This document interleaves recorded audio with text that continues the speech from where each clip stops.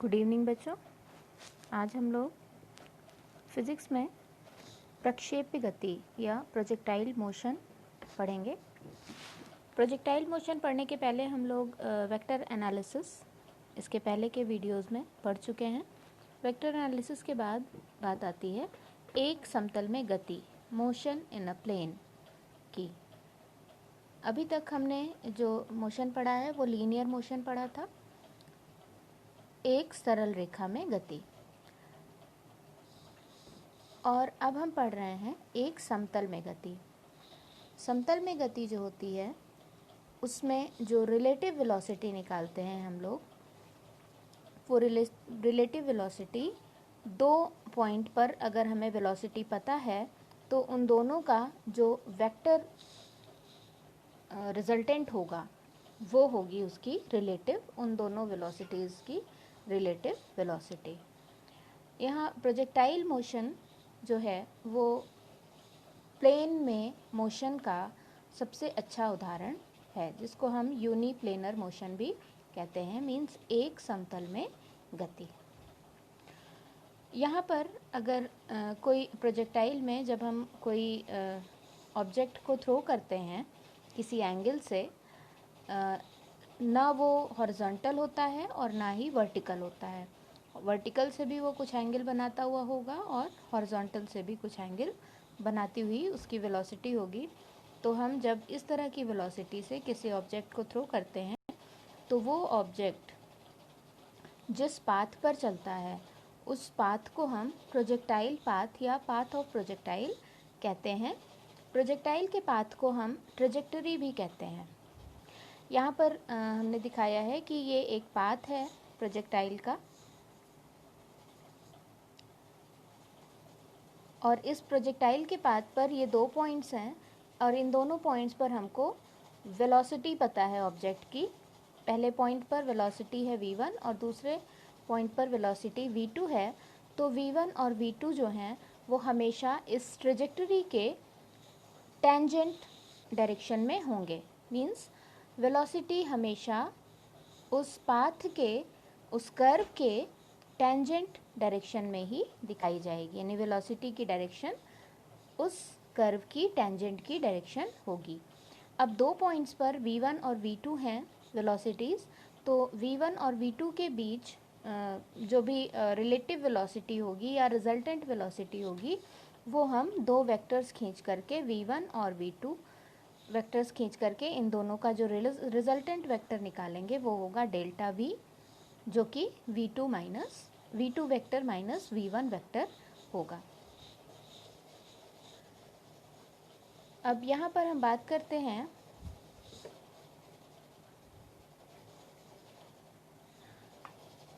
Projectile motion की। तो ये जो प्रोजेक्टाइल मोशन है वो हमेशा दो सिंपल मोशंस में रिजॉल्व हो सकती है। पहली मोशन हॉरिजॉन्टल मोशन और दूसरा vertical motion.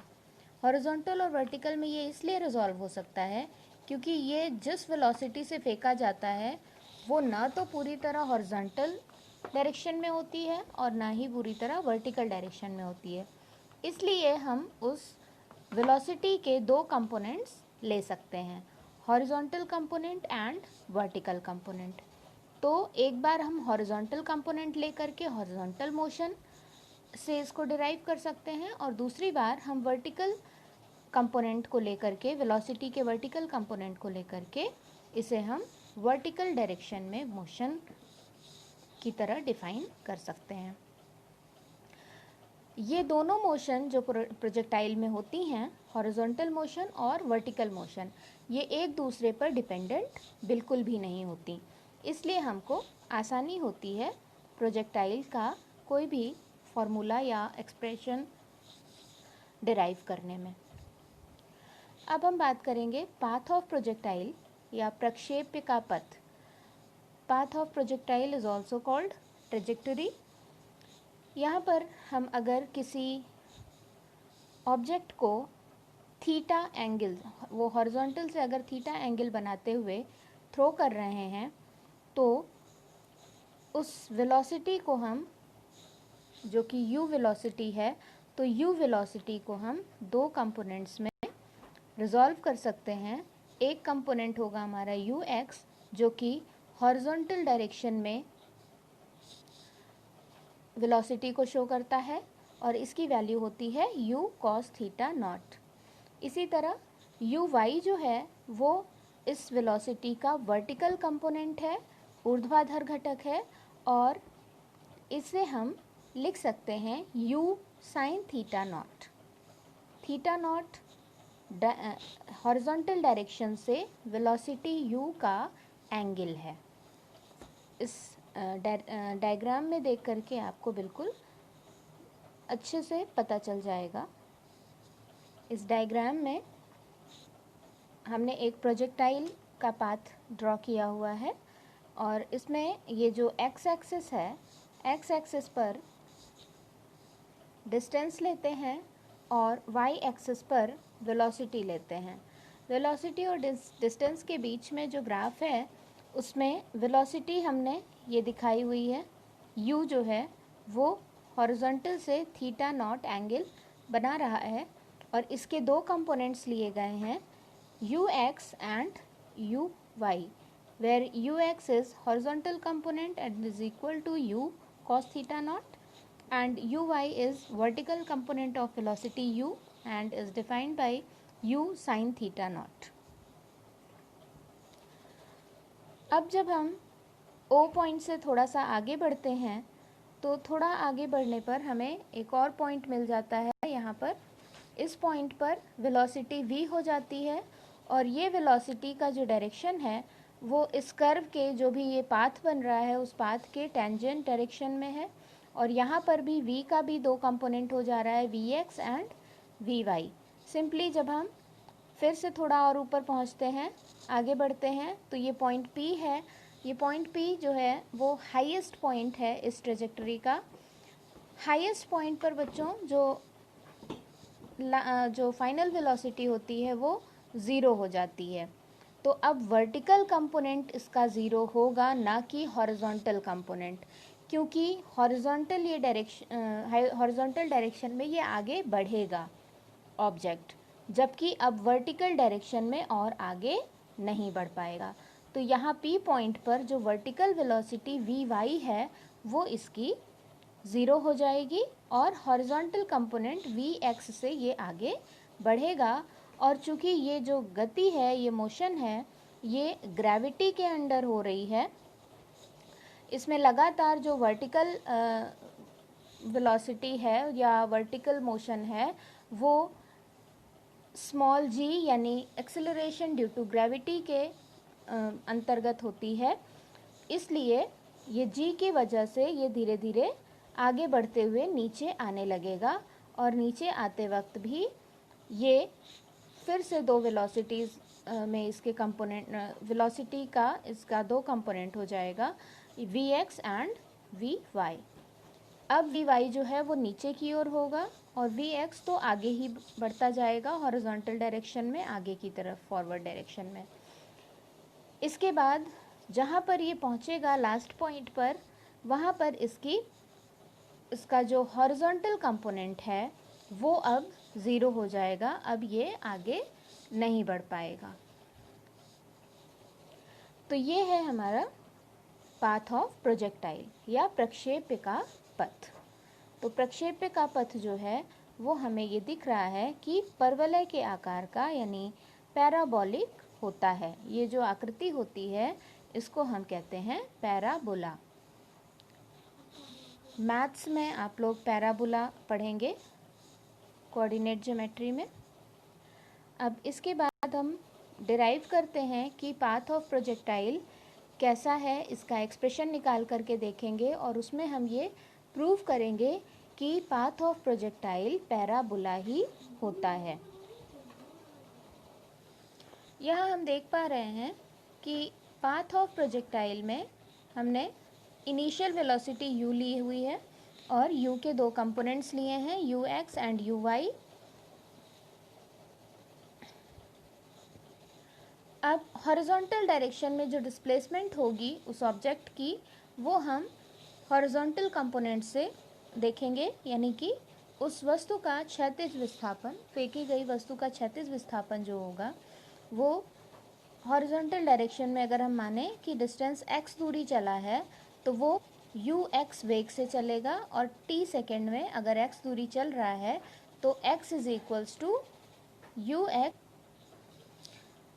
x into u x is equals to u x into t. ये हम सिंपली चाल और दूरी और समय के फॉर्मूला से कि distance is equals to velocity into time, इस फॉर्मूला से हम निकालेंगे x is equals to u x into t. U x is horizontal component of velocity. यहाँ x is equals to u cos theta naught into t and t will be equal to x upon you cos theta naught. ये first equation होगी। इसके बाद हम देखते हैं second equation. Second equation vertical displacement से मिलेगी हमको। वर्टिकल डिस्प्लेसमेंट निकालने के लिए हमें वेलोसिटी के वर्टिकल कंपोनेंट की ज़रूरत होगी यू वाई की, और यहाँ पर न्यूटन के सेकेंड इक्वेशन का यूज़ किया हुआ है h is equals to u t plus half G T square. अब ये जो मूवमेंट हो रहा है, ये जो मोशन हो रहा है, ये ग्रेविटी के अपोजिट डायरेक्शन में हो रहा है, यानी वस्तु ऊपर की ओर जा रही है। जब वस्तु ऊपर की ओर जाती है तो g जो है वो निगेटिव हो जाता है, इसलिए जो सेकेंड इक्वेशन होगी न्यूटन की वो होगी h is equals to u y into t minus half G T square. और यहाँ जो y है ये वर्टिकल डायरेक्शन में चली गई दूरी है, वर्टिकल डायरेक्शन में डिस्प्लेसमेंट है, तो y will be equal to u y into t minus half G T square, और यहाँ यू वाई की वैल्यू रख दी गई है यू साइन थीटा नॉट। तो हमारे पास इक्वेशन आ गया है y is equals to you sine theta naught T minus half G T square. यहाँ t की वैल्यू हम फर्स्ट इक्वेशन से रख देंगे x upon you cos theta naught, तो हमें मिल जाएगा y is equals to you sine theta naught into X upon you cos theta naught minus half G X upon you cos theta naught का whole square. Solving we get y is equals to tan theta naught into x minus half g upon u square cos square theta naught into x square. बच्चों ये जो equation हमें मिली है ये equation x में double power की equation है, जिसको हम बाइनोमियल इक्वेशन इन x कहते हैं, यानी एक दो चरों में से, दो वेरिएबल्स में से एक वेरिएबल में ये बाइनोमियल इक्वेशन है, इसलिए ये इक्वेशन एक पैराबोला को रिप्रेजेंट करती है, और इसीलिए ये प्रूफ हो जाता है कि जो पाथ ऑफ प्रोजेक्टाइल है वो पैराबोलिक ही होता है। इसके बाद आगे बढ़ते हैं फ्लाइट टाइम ऑफ प्रोजेक्टाइल, प्रक्षेप्य का उड्डयन काल। उड्डयन काल मीन्स वो जितनी देर तक हवा में रहा, जो थ्रो की गई वस्तु है, प्रोजेक्ट की गई जो किया गया जो ऑब्जेक्ट है वो कितनी देर तक हवा में रहा, कितनी देर तक वो हवा में ही रहा, मीन्स एक जगह से जब फेंका गया ज़मीन पे आने से पहले तक का समय जो है उसे हम फ्लाइट टाइम ऑफ प्रोजेक्टाइल या उड्डयन काल कहते हैं। यहाँ हम यूज़ करेंगे Newton first equation of motion का। न्यूटन की फर्स्ट इक्वेशन ऑफ मोशन है v is equals to u plus at होता है, और यहाँ पर जो ग्रेविटी के अंडर में जो मोशन हो रहा है वर्टिकल मोशन वो होगा v is equals to u minus g T.